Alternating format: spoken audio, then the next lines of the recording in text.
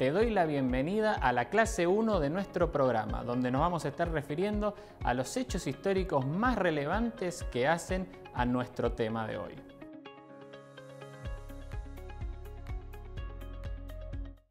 El surgimiento del liberalismo es uno de esos fenómenos que, sin temor a equivocarnos, podemos catalogarlo como fundacional de una nueva época, marcando con total claridad un antes y un después en la historia de la humanidad.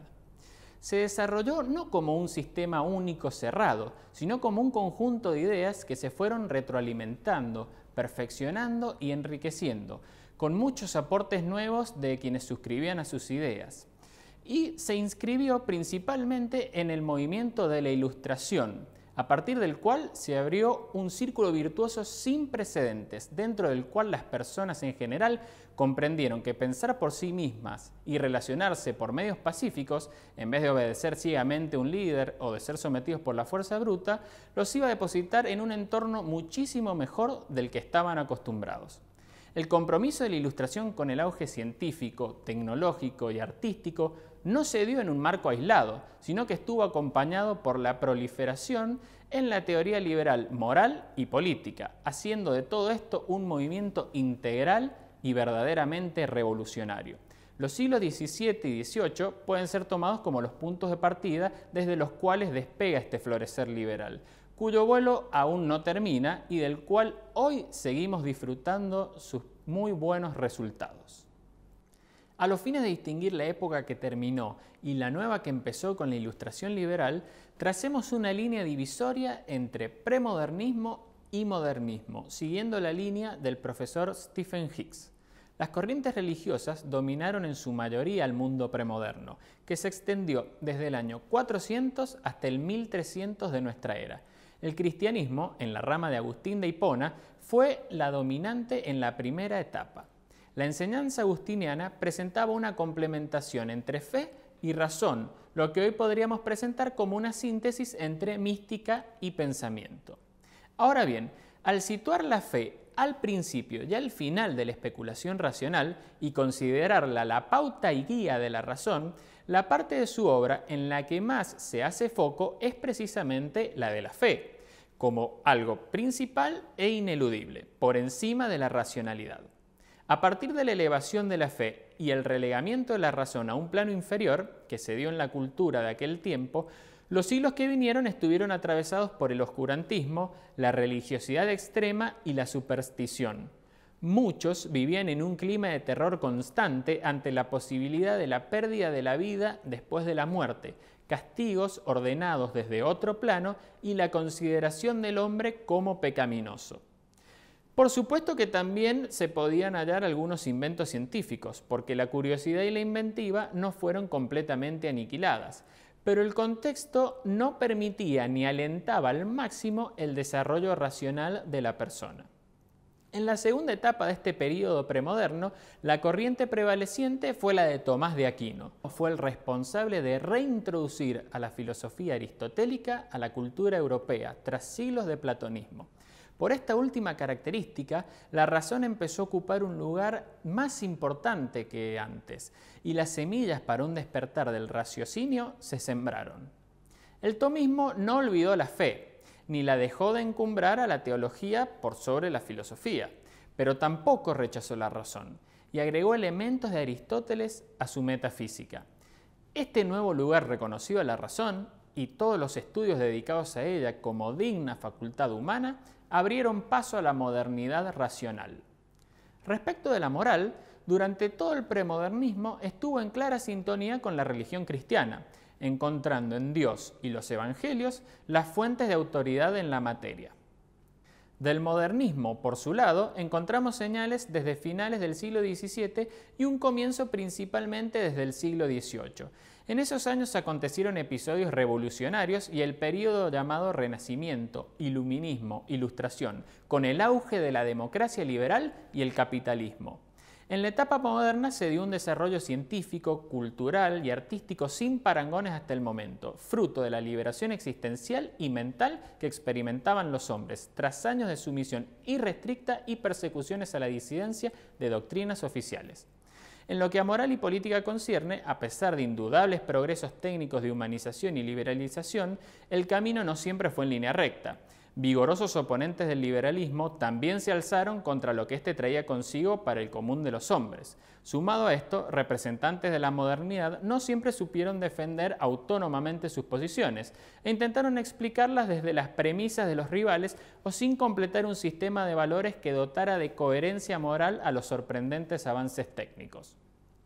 El Dr. Hicks resume en forma comparada las visiones esenciales, tanto del premodernismo como del modernismo, en las áreas de estudio más destacadas. Profundicemos en estas secciones. La metafísica se refiere al estudio de la naturaleza de la realidad. En el premodernismo se concebía una realidad supernatural, más allá de esta realidad natural, una dimensión divina, el cielo, el paraíso, Dios como creador del universo, ser supremo y perfecto, cuyos atributos se estudiaban mediante la teología. En el modernismo, la preponderancia fue del naturalismo, el estudio de esta realidad, la que podemos ver, tocar, percibir, la realidad en la que nos encontramos de manera evidente o probada. La epistemología estudia la naturaleza del conocimiento.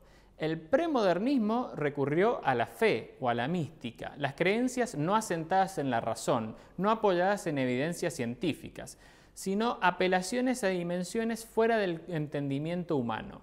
O bien ubicó a la razón en el proceso de conocimiento, pero no con un lugar exclusivo, sino ligada inquebrantablemente a la fe y en subordinación a esta. La razón de esta forma fue desprestigiada y fue removida a lugares secundarios, accesorios o innecesarios. El salto de fe del hombre para aceptar lo que estaba más allá de su reducido entendimiento humano era considerado como una grandiosa virtud. El modernismo, por su lado, manifestó que la realidad es objetiva y que el hombre la puede conocer mediante la razón. La razón es celebrada como la facultad que hace hombre al hombre y le permite transformar su entorno natural para la satisfacción de sus necesidades.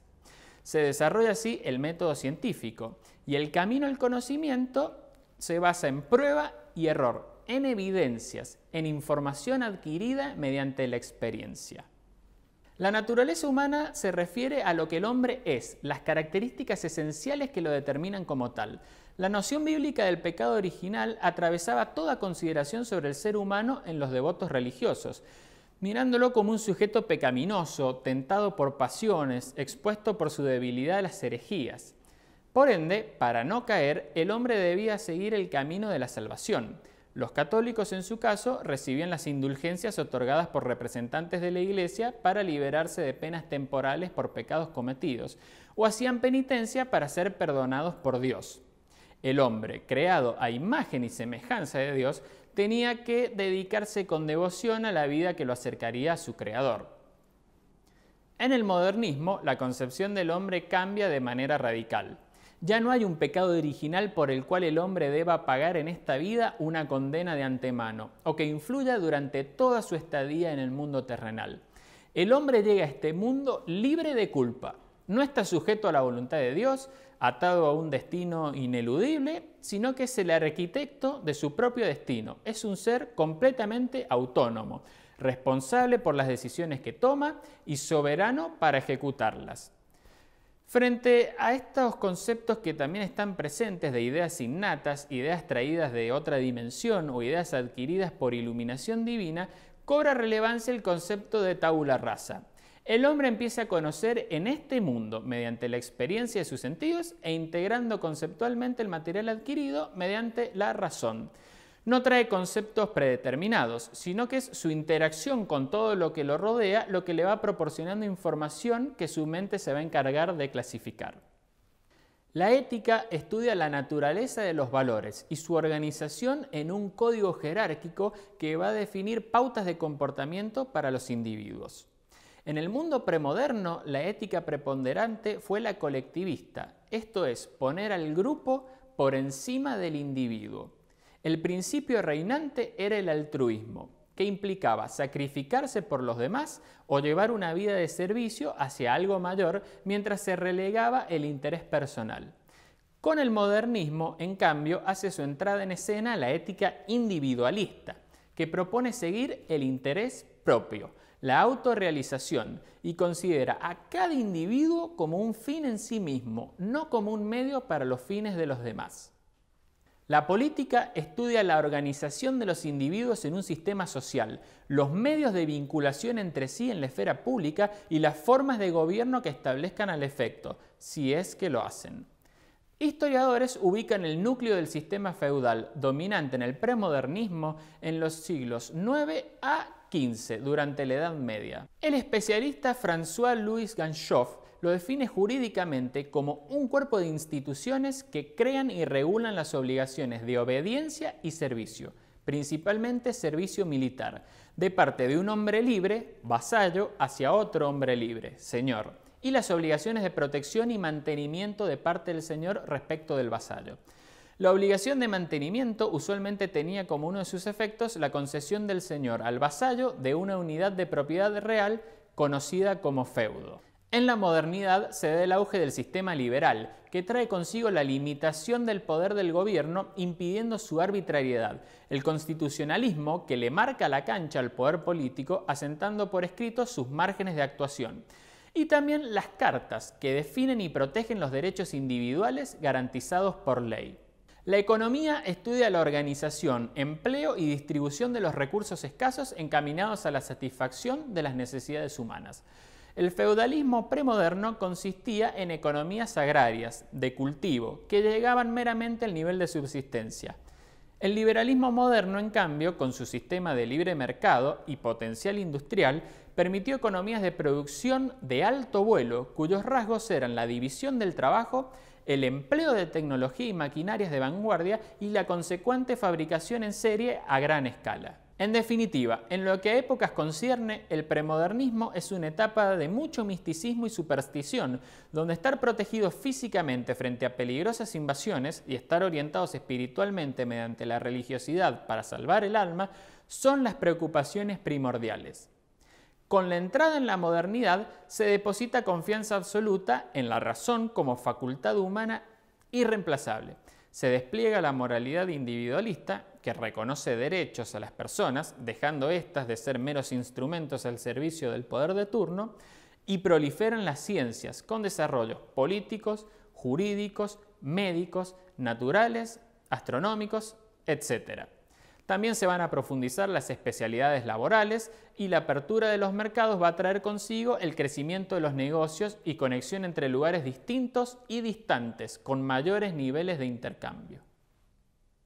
Los principios del liberalismo, que comenzaron a sentarse con John Locke en el siglo XVII y posteriormente fueron ampliados y potenciados durante la Ilustración, dieron forma al mundo moderno y definieron la identidad de las sociedades occidentales de cara a los años que estaban por venir.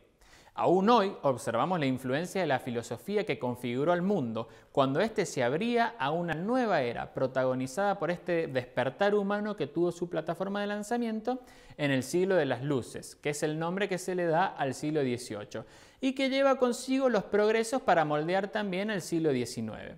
El paso de ser un subordinado al poder absoluto a un ciudadano con derechos absolutos le abre las puertas al hombre para un crecimiento personal admirable. La eliminación de privilegios legales en aras de sostener la igualdad ante la ley garantiza las condiciones para el ideal desenvolvimiento de la energía creativa y la fuerza productiva.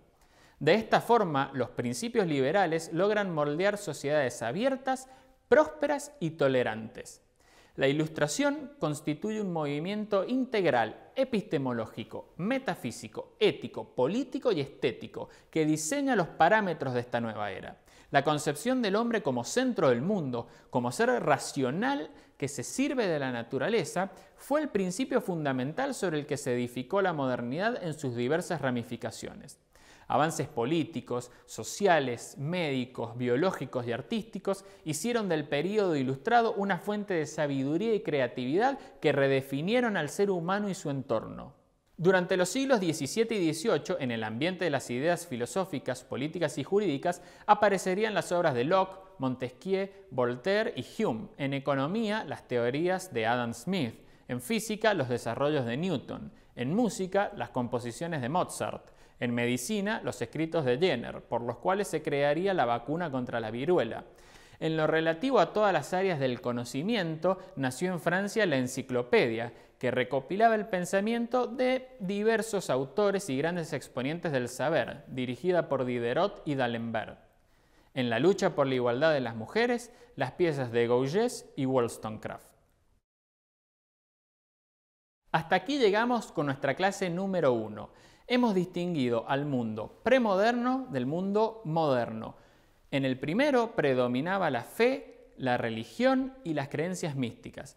En el segundo se abrieron las puertas para el desarrollo en su máximo potencial de la racionalidad humana y con ello llegó el auge científico y tecnológico. A su vez hemos repasado en qué consistió la Ilustración como un movimiento integral que tuvo tanta influencia en lo político como en lo ético, en lo científico como en lo artístico. Y también hemos visto cómo en distintos países empezaron a surgir autores que asentaron su impronta en todo el mundo occidental. Así surgieron las grandes obras que definieron y redefinieron a la cultura occidental de la época, con influencia, por supuesto, hasta el día de hoy. Esto es todo en esta clase número 1. Nos vemos en la clase número 2.